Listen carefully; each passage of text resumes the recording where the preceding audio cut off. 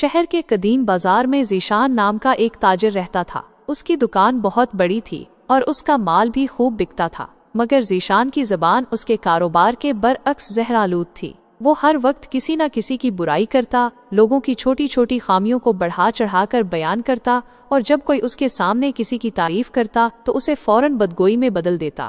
لوگ اسے زبان دراز ذیشان کے نام سے پکارتے تھے۔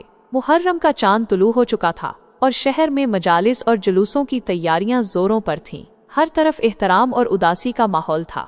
ایک شام ذیشان اپنی دکان پر بیٹھا کسی گاہک کی غیبت کر رہا تھا کہ اس کے پاس ایک بوڑھا فقیر آیا۔ فقیر کے چہرے پر گہری شکنیں تھیں اور آنکھوں میں ایک عجیب سی چمک تھی۔ اس نے ذیشان سے کہا، بیٹا، آج محرم کی پہلی رات ہے، دعا ہے کہ اللہ تمہاری زبان سے نکلی ہر بری بات کو خیر میں بدل دے۔ ذیشان نے تمسخرانہ انداز میں سر ہلایا اور ایک تلخ جملہ کسا، بابا، آپ کے پاس شاید کوئی اور کام نہیں، بس دعائیں ہی بانٹتے پھرتے ہیں۔ فقیر مسکرایا اور خاموشی سے چلا گیا۔ اگلے دن ذیشان صبح اٹھا تو اسے اپنی زبان میں کچھ عجیب سا محسوس ہوا۔ وہ بولنا چاہ رہا تھا مگر آواز نہیں نکل رہی تھی۔ اس نے گھبرا کر اپنے اہل و عیال کو بلایا۔ انہوں نے بھی اسے بولنے کی ترغیب دی مگر سب بے سود۔ ذیشان کی آواز غائب ہو چکی تھی۔ ڈاکٹروں کو دکھایا گیا، حکیموں سے رجوع کیا گیا، مگر کوئی بھی اس کی آواز کی گمشدگی کی وجہ نہ بتا سکا۔ ذیشان جو کل تک ہر کسی کے بارے میں بدگوئی کرتا پھرتا تھا، آج خود بے آواز ہو چکا تھا۔ اس کے لیے یہ ایک کربناک اذیت تھی۔ وہ لوگوں کی برائیاں کرنا چاہتا تھا مگر کر نہیں سکتا تھا۔ اسے لوگوں سے بات چیت میں دشواری پیش آنے لگی۔ اس کے کاروبار پر بھی اثر پڑا۔ گاہک اس کی خاموشی اور اشاروں کی زبان سمجھنے سے قاصر تھے اور دھیرے دھیرے اس کی دکان سے کٹنے لگے۔ وہ جو دوسروں پر طنز کرتا تھا، اب خود دوسروں کے رحم و کرم پر تھا۔ اس کی اندرونی بے چینی بڑھتی جا رہی تھی۔ وہ لوگوں کے چہروں پر ہمدردی کے بجائے اب نفرت اور دوری کے تاثرات دیکھتا تھا۔ اسے اپنی غلطی کا شدت سے احساس ہونے لگا۔ وہ سوچنے لگا کہ کیسے اس کی زبان نے لوگوں کو تکلیف پہنچائی۔ محرم کا مہینہ نصف ہو چکا تھا۔ ایک ماتمی جلوس اس کی دکان کے سامنے سے گزرا۔ ذیشان کھڑکی سے جلوس کو دیکھ رہا تھا۔ لوگوں کے چہروں پر حسرت اور عقیدت تھی۔ اچانک اسے وہی بوڑھا فقیر جلوس میں نظر آیا۔ فقیر نے ذیشان کی طرف دیکھا اور آہستہ سے مسکرا دیا۔ ذیشان کی آنکھوں میں آنسو آ گئے۔ وہ اندر ہی اندر تڑپ رہا تھا کہ کاش وہ اپنی غلطیوں کی معافی مانگ سکے، کاش وہ ایک بار پھر بول سکے۔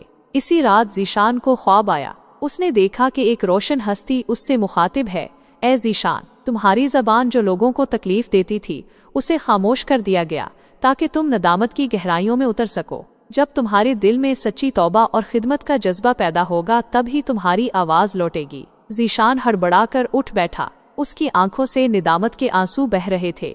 اگلے دن سے ذیشان نے اپنے رویے میں یکسر تبدیلی لائی۔ وہ خاموش تھا مگر اس کے اعمال بدل چکے تھے۔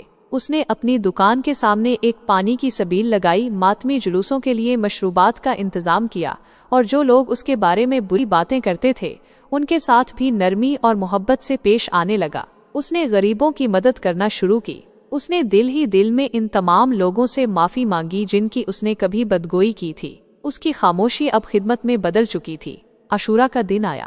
ذیشان اپنی دکان کے سامنے کھڑا لوگوں کو پانی پلا رہا تھا۔ اچانک ایک چھوٹی بچی اس کے پاس آئی اور کہنے لگی، انکل، آپ کتنے اچھے ہیں، آپ کی آواز تو نہیں ہے مگر آپ کا دل بہت اچھا ہے۔ یہ سنتے ہی ذیشان کے دل میں ایک عجیب سا احساس ابھرا۔ اس نے بچی کو دیکھ کر مسکرانا چاہا اور اچانک اس کی زبان سے ایک الفاظ نکلا، شکریہ بیٹا۔